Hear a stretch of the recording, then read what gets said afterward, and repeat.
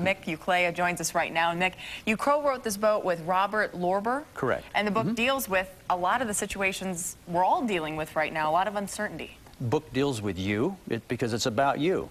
And during a time of uncertainty, for instance, like right now with the economy the way it is, most people have this feeling that something's happening to them. And so we get into this reactionary mode where we're reacting to everything all the time and not realizing that we have self-efficacy. There are things that we can do, things we don't have control over, things we do have control over. And what happens when people get stuck, they're always reacting to everything, and there's what we call a regression of the imagination, and they don't know what to do.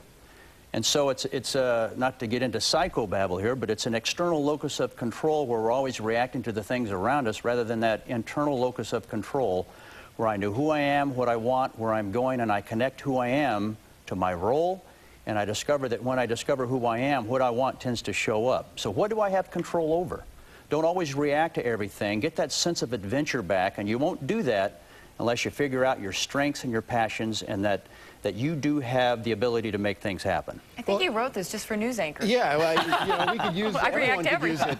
It's for everyone. If this started out as a crisis of confidence and people sort of talked themselves into not following their dreams and ambitions out of fear, it probably became very real when people started losing their jobs, which has started to happen over the last few weeks. So if you're without a job right now, do you have the luxury of kind of being in this sort of zone where you're thinking, let me follow my heart?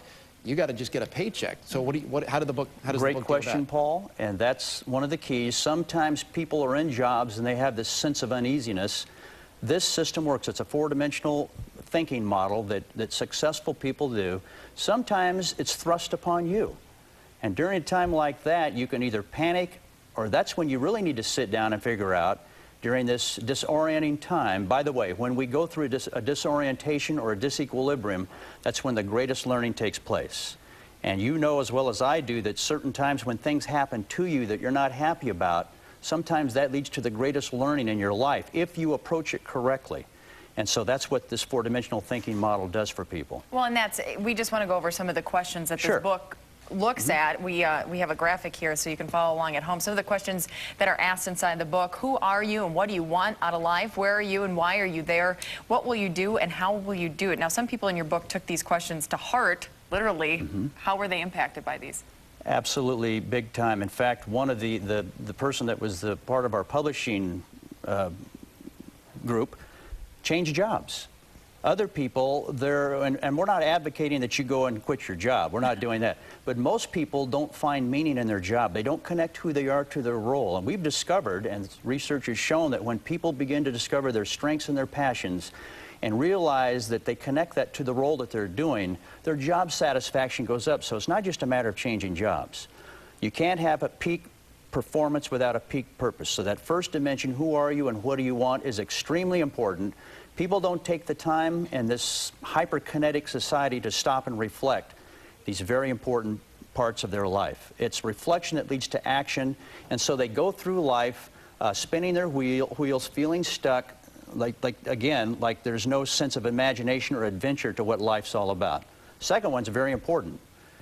Where are you and why are you there? That's tougher because that takes some full orb, rock bottom honesty. You have to be brutally honest with yourself. So we say feedback is the breakfast of champions, and if you don't want the feedback, you know what, you're not going to grow. What will you do and how will you do it? You got to land this baby. Right. And so this is goals, SMART goals. We talk about that in the book, and then of course the last one's very important. Who are my allies and how can they help? Because none of us does anything by ourselves. That's true. I'm the donut, the hole that surrounds himself with a donut. And I want to surround myself with people that are going to help me accomplish what I want to do, my mutual supporters. Which means I have to be a mutual supporter as well. Now, we don't want to give all the secrets away. So here's the book if you'd like to go ahead and take a look at it for yourself. Mick, we thank you for being here this afternoon. Again, the book is titled Who Are You and What Do You Want? A Journey for the Best of Your Life. We'll be right back.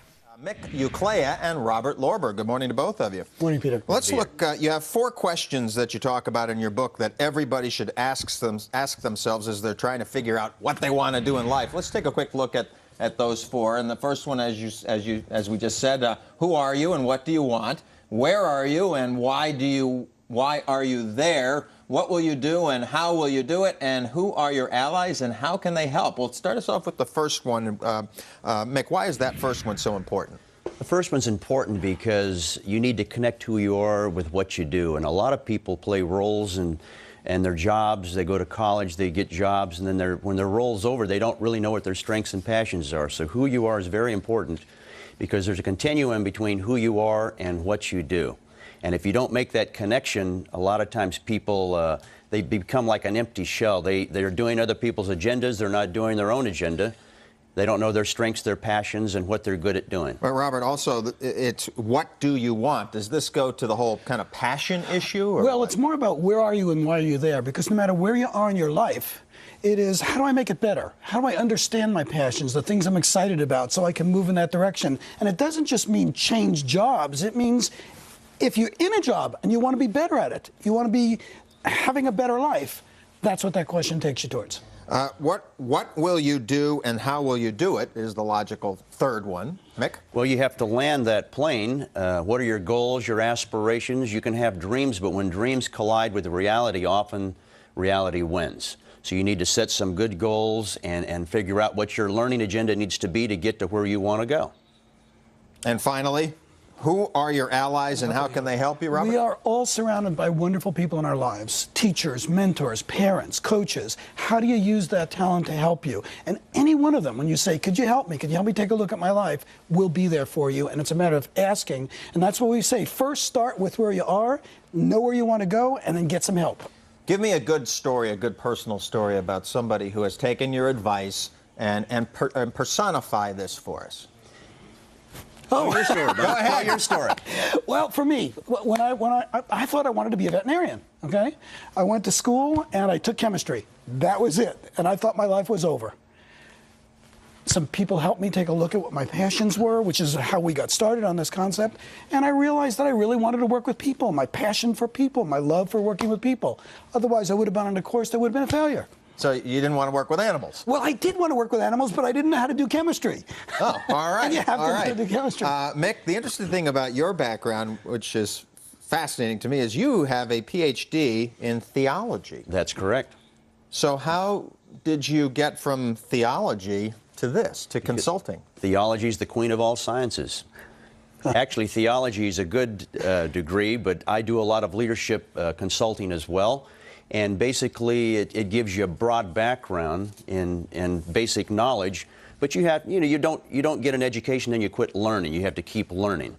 And when I figured out who I am and what I wanted to do, consulting was that. So I began to do leadership consulting along the way. Well, got some training to do that. As we finish up here, is there anything from theology that ended up in this book? And is there anything from chemistry or veterinary science that ended up in this book?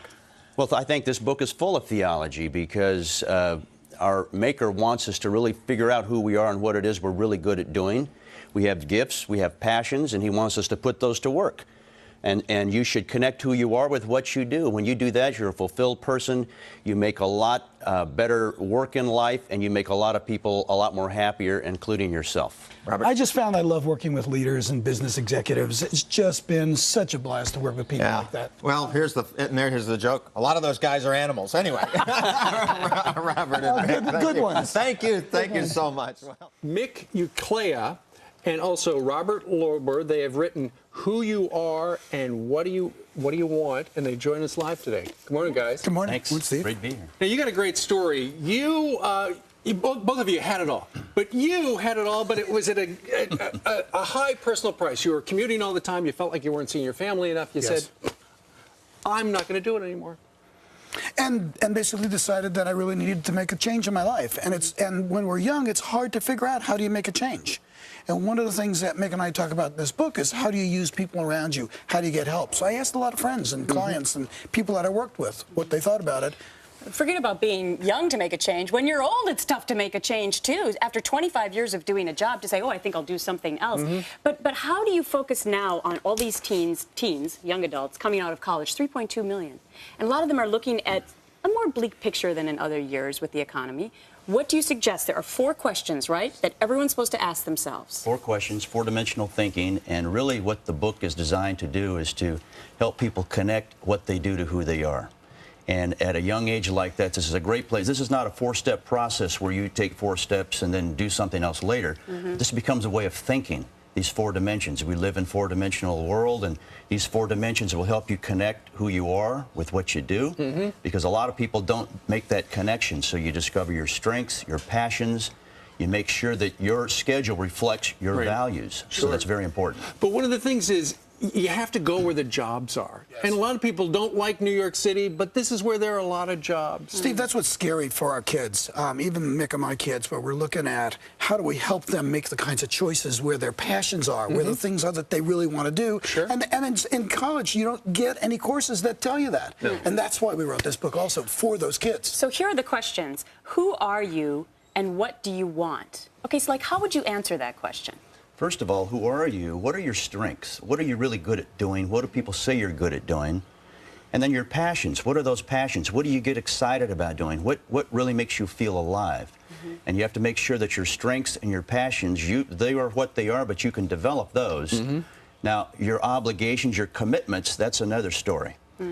So you have a choice on those particular things. And by the way, getting back to the New York scene, we tell young people, look, if you're in New York for a couple years, 3 years, that's okay. My niece was here for 2 years as an attorney. Right. She decided that's not what she wants to do, but it's a part of the learning process, so don't panic. You're going to be making changes your whole life. Part of the sacrifice. And, you know, I've lived in a lot of places that maybe I didn't necessarily want to move to initially, but I ended up loving later on. Call it an internship. There you go. That's what it is. All right. So all these kids come out of school and they don't know what they want to do. Sure. This is a process to help them take a look at that. So if you've got a graduate or a kid who's thinking about stuff, or you just want to make a change yourself, the book is Who Are You and What Do You Want? Mick and Robert, we thank you very much for joining us live today. Thank you.